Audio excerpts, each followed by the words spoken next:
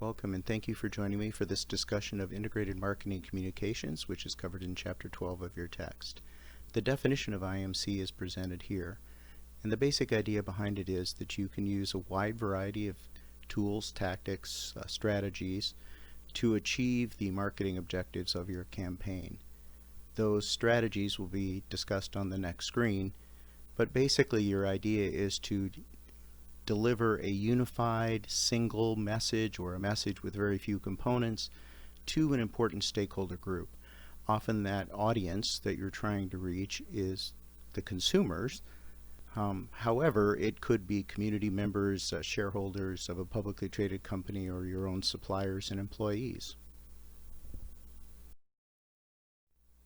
As noted a second ago, the promotional mix covers a wide variety of areas. Your text divides it into the areas of advertising, personal selling, sales promotions, and public relations. Some other sources would also add direct marketing and split that out from sales promotions. Advertising, as they define it, is the paid form of non-personal communications generally targeted towards a larger group that clearly identifies who the sponsor is. Personal selling, though, is much more specific and targeted to particular individuals. This is done through interpersonal communications often, and the customers are identified. The people know who is sponsoring the messages. And then you have sales promotions, which your text defines as all the activities other than the other three areas here. And then finally public relations, which your text actually has a very strange definition for. It's a non-paid, non-personal communication where the sponsor is not identified, and when you read the description of it, I think what they're describing is what's known as media relations, which is getting news coverage or attention through a variety of vehicles, whether that be through social media, traditional news, legacy sources. Without paying for it, you're getting attention paid to and discussion of your brands, your products, your services. That is in fact part of public relations, a relatively small part of public relations, which is a broader concept that includes all the activities where you're communicating between an organization and those important stakeholder groups. Earlier in the semester we had a discussion of the product life cycle and also the tourism life cycle, and your text brings this up again in conjunction with your integrated marketing communications campaigns to talk about what type of IMC activities are done at each of the stages. And they describe the stages as the introduction, the growth, maturity, and decline stage, which is part of the traditional product life cycle.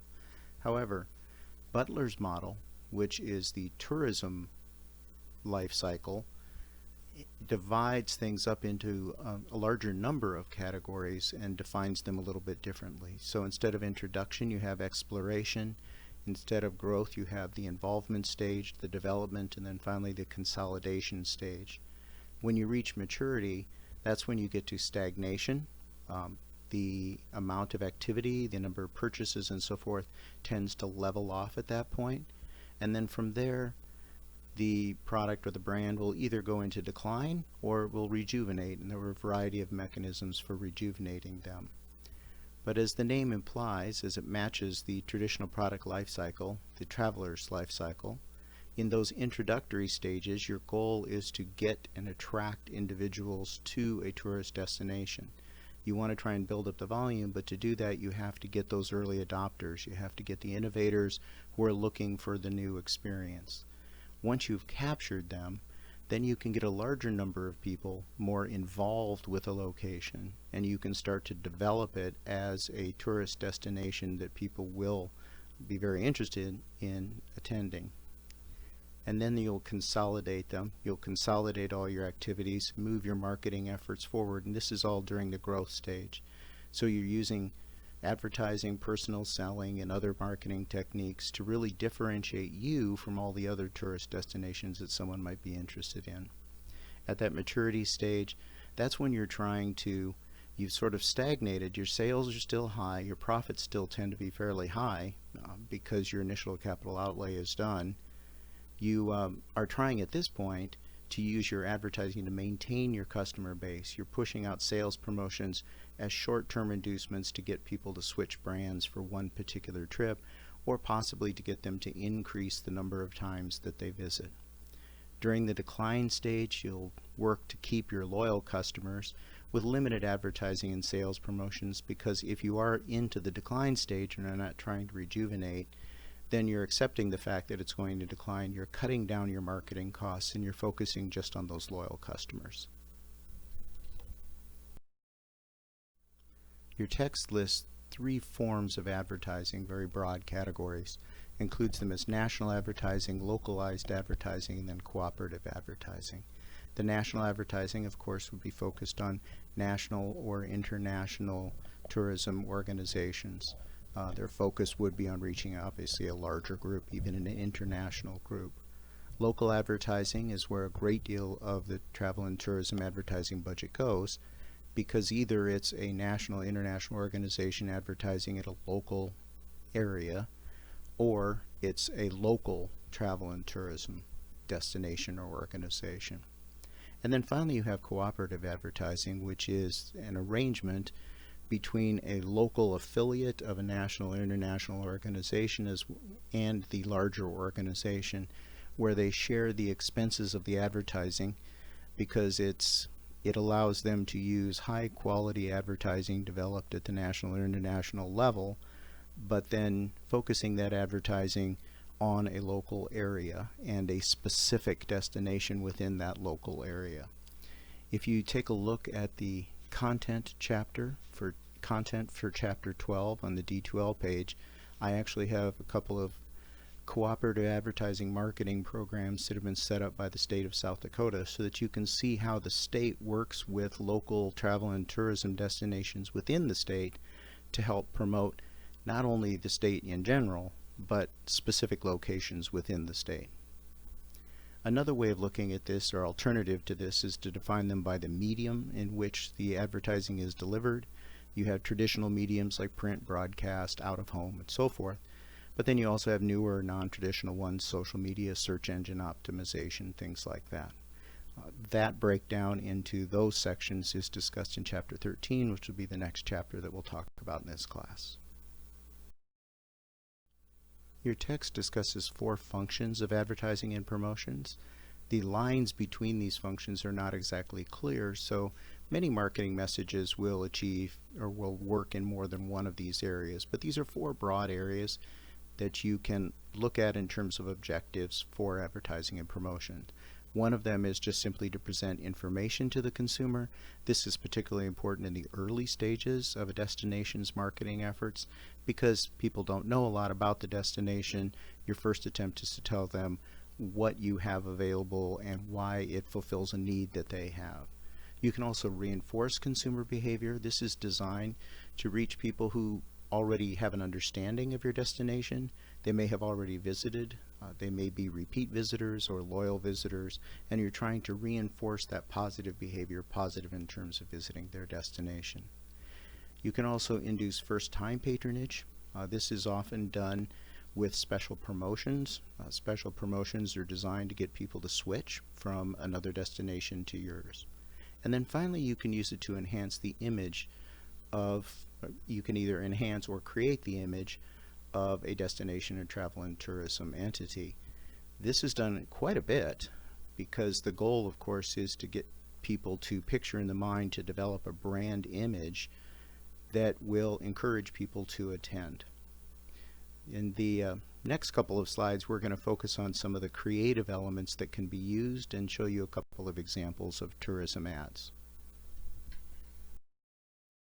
When you're developing the strategy for your marketing campaign, there are a number of things to keep in mind. Your text suggests some of the most obvious ones. The objectives of the campaign, of course. Who your targeted audience is. You have to craft messages that will appeal to them and be delivered to them. What your key consumer benefit is, or the key consumer benefits, solutions, etc. that you want to focus on in the marketing campaign. What support claims you have to justify or back up those benefits, and then the tone and manner that you take in the ad. What I'm going to do now is play this ad for Air Canada. And after it plays, we'll talk a little bit more about how some of the things in that ad apply to these 5 topics here. When you travel with Air Canada, it's as if you're traveling like a Canadian. So here are some things I do to help bring the world a little more Canada. Oh, sorry. No, please. I insist. This is so Canadian. Looney Tune. Ketchup chips? Bag milk. Traveling like a Canadian means you're a beacon of peace in turbulent situations. Girls, what's going on? It's my turn. No, she had her turn. May I? Girls, share this. What is that? It's poutine. It squeaks. Thank you. Don't thank me. Thank Canada. Who was that lady? And traveling like a Canadian means sharing customs with other travelers and trying new things. 2 Caesars. Ah, merci, Benoit. Try this. It's a Canadian classic. Is this a drink or meal? Exactly. Voyager comme un Canadien, c'est être respectueux envers tous et s'ouvrir aux autres cultures. Namaste. Ozzy, Ozzy, Ozzy! Oi, oi, oi! また会えましたね。先ほどはどうも。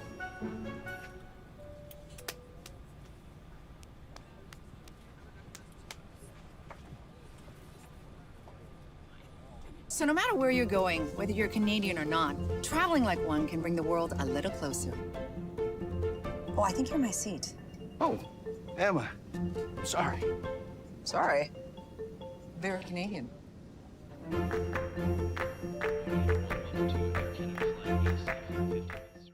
In this advertisement for Air Canada, Sandra Oh embraces every stereotype of the country and the people of Canada.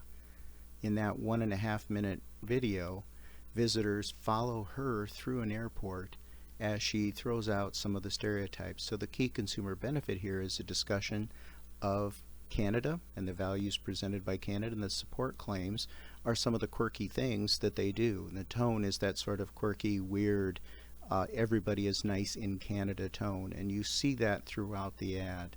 You see her talking about poutine, and you see her, you know, having these positive, friendly relations with everyone, which is the stereotype of Canadians, is that they're incredibly kind people. The targeted audience for this is people who are not currently in Canada, and they use a very subtle message of showing that Air Canada is now flying from destinations outside of Canada, so that it's very easy to reach Canada from the United States. The previous slide indicated that one of the most important aspects of the campaign is the development of that central message, the central benefit statement or statements that really highlight why you should be interested in this destination. So there's a few simple rules for that central appeal. One of them is that it has to be simple, so that you can deliver it through a variety of mediums, and it's easy to capture the message. Secondly, it's got to be believable, as opposed to Las Vegas, which many years ago tried to brand itself as a family-friendly destination, and then they finally gave up on it, went back to the what happens in Vegas stays in Vegas. It simply wasn't believable that Vegas was a family-friendly destination. You need to offer some value to the customer, and that value could be that you are providing a solution to a problem. You need to get away, and we're the place to go. But then you have to do this in a way that is creative and in a way that makes your ad or your marketing message distinct from all the others that are out there. So for example, you wouldn't want to identify your island nation in the tropics as a tropical paradise. Everybody says they're a tropical paradise. So what are you going to do? What type of creative strategy are you going to use? Well, there are a variety of sources for this. One source that I use very often defines 15 different types of creative strategies or approaches that you can take. You can define an interesting character, like the most interesting man in the world, which has been used by Dos Equis. You can personify. You can turn the characters, the presidents on dollar bills, into characters for a tax company. I think it was TurboTax. You can exaggerate the claims of something. You can set up metaphors or examples. You can try to elicit an emotional reaction. All of these tactics here will hopefully, in a creative way, get your message across. The following slides are going to play an example of an ad and then offer a suggestion of what might be the creative approach that's being taken. But just note that there is a message being delivered, and they tried to figure out a very creative way to get that message out.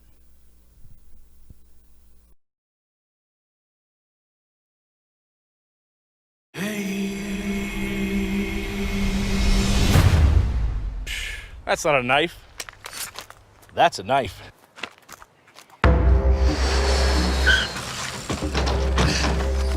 That's me.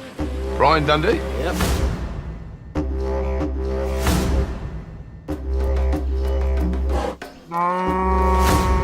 Really? Yeah. Really? Why do you keep saying really? You right there, mate? Nothing to see here, man. Just getting a clean shave with my machete. See you next week, Barry. You know, when your dad did it, he was much... Okay, and when my dad told me about this, he was just like, yeah, I just came up and you did this, okay? I just don't think he can see you from back here.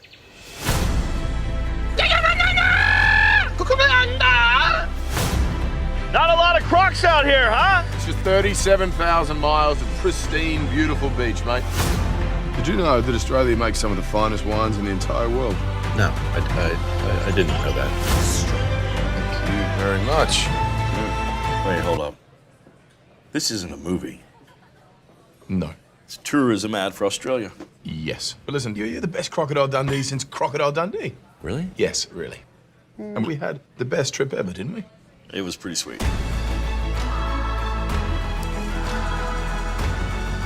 Hey, you know, there are some great flight deals to Australia right now. Dude, I get it. It's not a movie, it's a commercial.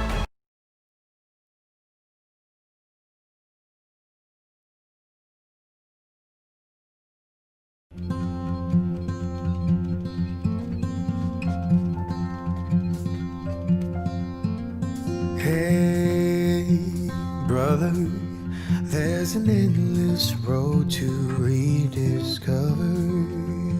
Hey, brother, know the water's sweet, but blood is thicker. Oh, if the sky comes falling down for you, there's nothing in this world I wouldn't do.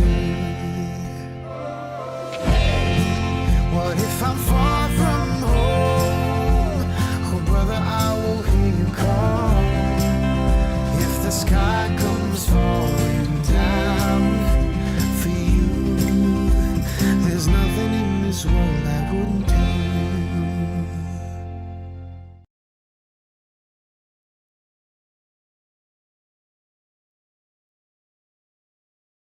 Crouching in average jeans.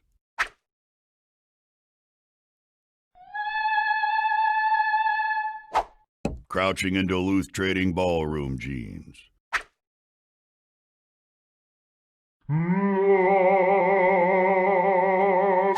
Duluth Trading Ballroom jeans. The crotch gusset gives you room to crouch without singing soprano. Get a pair. Only at DuluthTrading.com. A marketing or advertising campaign consists of a variety of different types of tools and tactics that are applied to a specific audience for a specific purpose. And as we mentioned before, they all have to be built around a central message or theme that you're trying to convey through the different elements of the campaign.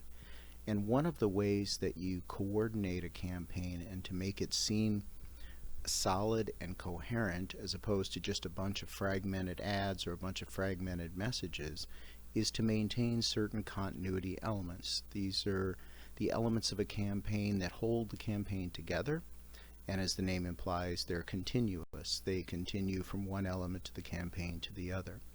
Some of the physical elements are pretty easy to see. You'll see the same use of a logo, the size of the logo, the placement of a logo, etc. Often you'll use the same color schemes, the same graphics, and the same slogans and taglines, of course. And then also audio elements and things of that nature. There are also emotional elements, and that's the feelings or the tone that you take or that is expressed in the ad. The next few slides are going to go through and talk about some of the different continuity categories that have to be maintained, and I'll show you some examples of how continuity was maintained through different elements of a campaign. One of the areas of continuity that we don't often think of is the importance of maintaining the sound in your different marketing tactics. To show you an example of this, I'm going to play the audio logos or the audio tags for 4 well-known brands. And we'll see first of all if you can identify what the brand is just from the audio tag, and then I'll pop up a visual to tell you the answer.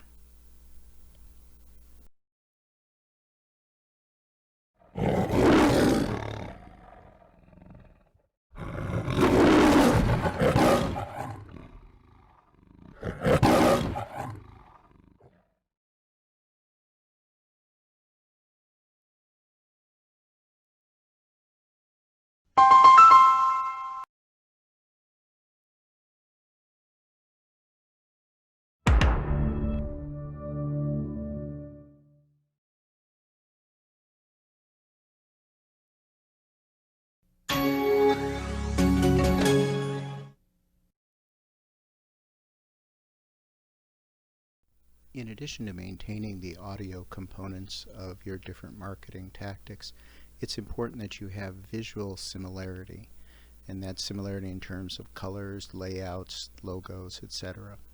Take a look at these 3 ads for New Zealand wool carpets, and notice the similarity in the structure and the design of the ads, to the point where after you've seen 1 or 2 of them, you immediately recognize that all the ones that come after it are part of a campaign for New Zealand wool carpets. So, for example, all of the ads feature unusual looking sheep. The photos in the ads are all about the same size, and they're placed in the same place. The headline copy at the top uses basically the same size and style of font. You have the same placement of the logo. The text or body copy at the bottom is put in 2 columns. All of these components tie these things together visually so that you understand while each message is its own message and conveys something unique about the product or service, at the same time it's part of a larger campaign to get out a broader message about that product or service. One of the most important elements of the campaign that it's important to maintain continuity on is the use of your slogan or your tagline. So as an example, here are some very famous slogans from the past. You may or may not recognize some of them, but these have been named by advertisers as some of the best slogans of all time. So for example, just do it. Think different. They're great. A diamond is forever. A mind is a terrible thing to waste. Reach out and touch someone. Do any of those sound familiar?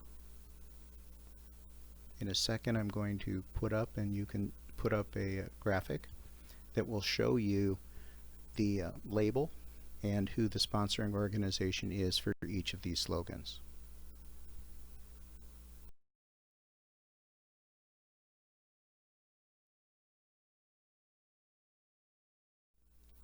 The final continuity area is that of tone, and the idea here is that the approach or the tone, the attitude taken and expressed in your various marketing materials should maintain some consistency throughout. You shouldn't jump from one to another.